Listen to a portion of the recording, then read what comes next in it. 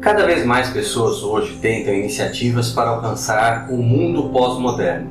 Afinal de contas, parece que esses desafios da pós-modernidade, as quebras de paradigma, os novos pensamentos, as tecnologias que estão acontecendo, a própria influência da ficção tem criado rupturas com a sociedade em geral. E muitas das convulsões sociais, da agitação que nós vemos, não só nas redes, mas também em movimentos populares, são frutos sim dessa nova mentalidade. Diante disso, como é que a igreja tem que se posicionar?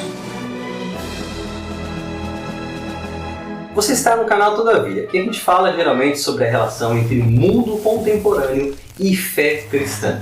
O nosso canal tem vários vídeos abordando temáticas semelhantes a essa, algumas em mais profundidade e outras um pouco mais fixadas em determinados tópicos. Então eu aconselho você a assistir às nossas playlists e ver o que a gente já falou sobre esse assunto. Nesse vídeo, basicamente, eu quero discutir 3 tópicos relacionados à pós-modernidade. Mas eu quero que você curta esse vídeo antes de eu começar a falar, porque muitas pessoas assistem o conteúdo e se esquecem de curtir. E você não sabe como curtir ajuda demais o nosso canal. Por isso eu peço que você faça isso agora, e se você, por alguma razão, não quiser depois manter a sua curtida, você pode retirá-la no final desse vídeo. Mas vamos combinar que você primeiro vai assistir o vídeo até o final. O primeiro tópico que eu quero discutir é mudança de liturgia. Muitas igrejas têm feito mudanças drásticas na liturgia, incorporando as artes, a tecnologia, elementos da ficção, das mídias seculares para tentar atrair pessoas pós-modernas. Até os anos 2000, por exemplo, se cria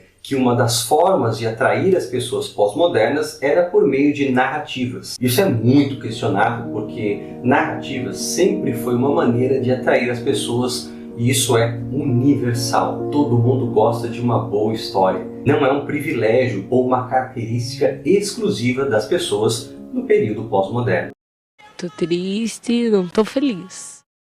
Mas voltando à questão da mudança na liturgia, esse é um grande erro. E a premissa básica é que a liturgia está em função do culto. A liturgia, na verdade, é a disposição que o culto vai ocupar, a ordem de coisas e os elementos presentes no culto público. E se a gente pensar que a liturgia existe em função da adoração, a grande pergunta é: quem está no centro da adoração? E a resposta é muito simples. Deus é o objeto da adoração. No culto cristão, Deus ocupa o papel principal. Portanto, mudar a liturgia pensando em grupos a quem se quer alcançar, pensando em potencializar o evangelismo para um nicho de pessoas, é sempre desviar o foco da verdadeira adoração. Alguém pode dizer que a adoração, sim, é contextualizada. Não faria sentido, por exemplo, adorarmos numa língua que não fosse entendida pelos adoradores, ou seguir rituais simplesmente pré-estabelecidos sem que tivessem um significado. Tudo isso é muito legítimo, mas não altera o fato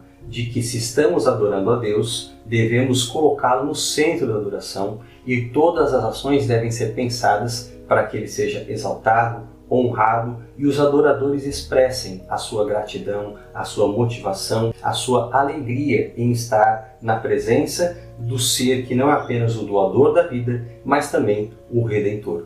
Portanto, mudar simplesmente a liturgia sem entendimento bíblico do que significa adorar a Deus, pensando apenas em alcançar pessoas pós-modernas, é um equívoco muito frequente, mas que não deixa de ser menos errado. O segundo problema no cristianismo pós-moderno é a sua ênfase em aspectos sociais, principalmente vinculados à missão, como se agora a missão fosse simplesmente tornar a sociedade mais justa, diminuir o sofrimento, fazer com que a presença cristã seja uma marca para que as pessoas vivam um mundo melhor. É bem verdade que muito disso tem que ver, sim, com a verdadeira natureza misericordiosa do cristianismo. Afinal, representamos um Deus que é um Deus misericordioso, um Deus bondoso. Ao mesmo tempo, não podemos esquecer que a missão no Novo Testamento ela envolve muito mais do que ações sociais. Ela envolve transformação de perspectivas. E isso tem que ver também com mudança de paradigmas, com aceitação daquilo que a Bíblia ensina ser a verdade e rejeição de conceitos pagãos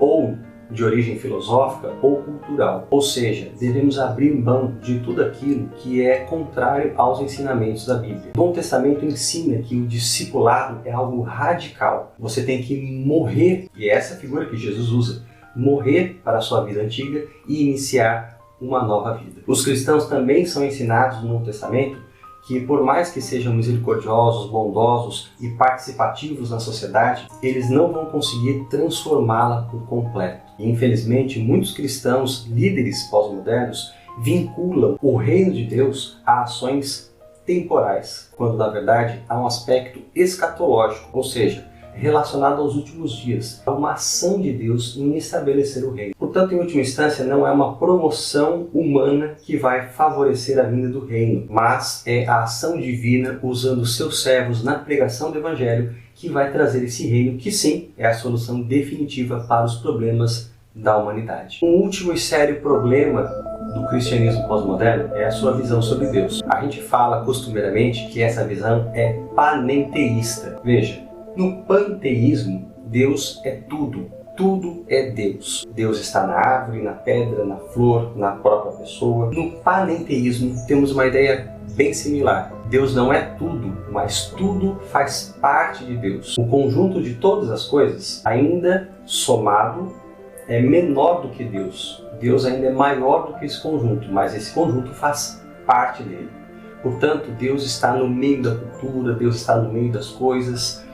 É quase a ideia de um Deus energia. Isso promove uma teologia onde Deus se aproxima muito do adorador, Deus está muito na vida do adorador, há uma relação dinâmica e quase há essa ideia de que você pode se beneficiar dessa energia e ela faz parte da sua vida. Isso favorece algumas teologias pós-modernas, como a teologia do coaching, ou, por exemplo, a teologia de que você pode se relacionar com todas as coisas do mundo, porque em última instância elas fazem parte do ser de Deus. Não há problema nenhum ouvir música secular ou participar de atividades seculares, porque esse seria o mundo de Deus, tudo pertence a Ele. Na verdade, existe sim uma divisão bíblica entre aquilo que é sagrado e é profano. Aquilo que é profano deve ser evitado, e aquilo que é sagrado deve envolver todas as áreas da vida. O trabalho é sagrado, a relação com as pessoas é sagrada, criar filhos é algo sagrado, porque em tudo estamos servindo a Deus e agindo sob a perspectiva do reino, buscando viver nesse mundo, que é passageiro,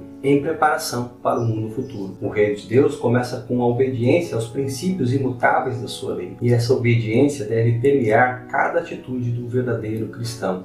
O adorador, ele vive em adoração 24 horas por dia, e isso requer dizer não, mesmo para algumas coisas que são bem aceitas pela cultura, porque elas contrariam, claro, os ditames da palavra de Deus. Esses seriam 3 problemas da teologia pós-moderna que, pouco a pouco, acabam influenciando também, mesmo em igrejas tradicionais. Você já ouviu esses enganos da boca de pastores, de líderes? Tome cuidado, sempre procure as orientações da Bíblia, do Espírito de Profecia. Ali você vai encontrar, sim, não apenas a solução contra esses enganos, mas as estratégias de Deus para que a igreja continue sendo aquilo que Deus planejou para que ela fosse e continue avançando com a sua missão. Sempre adorando da forma correta, sempre vivendo da forma correta e crendo em Deus como a Bíblia ensina. Se você gostou desse vídeo, não se esqueça de curti-lo e compartilhá-lo com seus amigos. Na próxima semana você vai ver um vídeo novo. Não se esqueça de acompanhar aqui o canal. Deus abençoe você. Lord Jesus.